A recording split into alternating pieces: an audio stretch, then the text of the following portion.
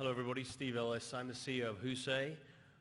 We're a new entertainment magazine, digital magazine of course, by celebrities themselves. And yes, our engineering team is based here in Albany actually. If you don't immediately download our iOS application, tell your spouse to do the same and all your children, then I will move my engineering crew to Silicon Valley immediately. So that's the shameless promotional part of the speech here today. First of all, let me go through very quickly what my thoughts are about this process, which I've been through a couple of times. We've raised $19 million for WhoSay from some very premium investors, but the rules apply that we'll go through here quickly no matter what it is you're doing. The first thing you have to ask yourself is, do I really need money? This plays into my whole current theory that everyone thinks being an entrepreneur is fantastic and fun because we've turned them into magazine cover icons. In reality, being an entrepreneur is an act of sheer lunacy. It's like climbing a mountain that never has a peak in Vaseline-coated gloves, really. And it's definitely not for everybody. So despite what you've read on the cover of magazines and the many billions of dollars you think 3 or 4 people in the entire world have actually made from doing this stuff, you need to ask yourself very clearly, is it something that I want to add to my life? So many of the folks who've spoken before have alluded to, it's not as simple as easy as it sounds. Even though you might be in love with your idea, you need to decide if you'd be in love with the fact that you will have to answer to other people for your idea, and that is not for everyone. And it requires some of the disciplines covered here earlier about whether the idea itself warrants raising money from your mother or your brother or a complete stranger who will happily throw your dead carcass down the street after you've lost his money. So all those things are important for you to consider when you're deciding whether your idea warrants money, because the minute you do, you then need to be really disciplined, again, as many of the other folks have said here already, about what you actually need it for.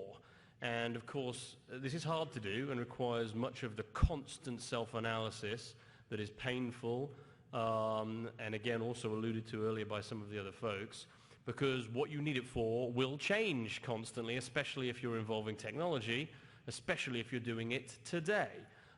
We started this company 3 years ago.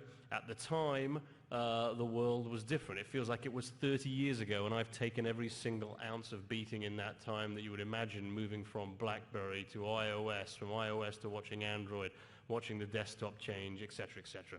So if you're going to be in technology, you're going to have a real discipline every day about what you need money for and how to apply it, and it will constantly change. So be as exact as possible, with the full knowledge that your exactitude will then change 24 hours later.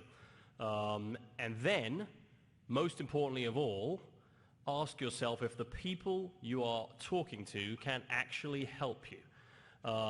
You can get blind money or not get blind money in multiple ways. Blind money would be something like a bank, for example, who, as we've sort of heard here today, and especially in today's world, tend not to give you any money unless they have zero risk around the money they're giving you.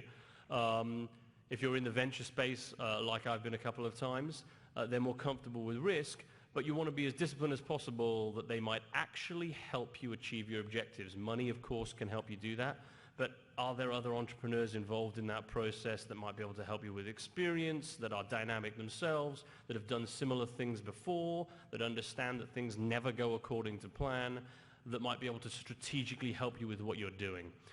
We're in a very complicated and unique space with WhoSay, working with very high-profile individuals in entertainment, building something that takes a massive amount of belief and courage, lunacy, to execute upon.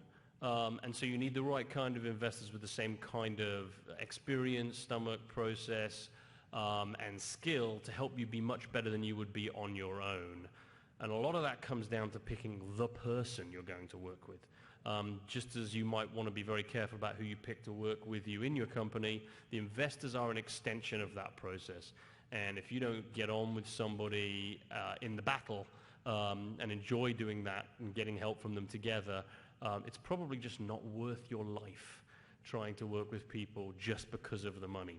So as you go through considering all those options, you do your best to try and juggle them and come out with the right answer. And if you're lucky, you do. Thanks very much.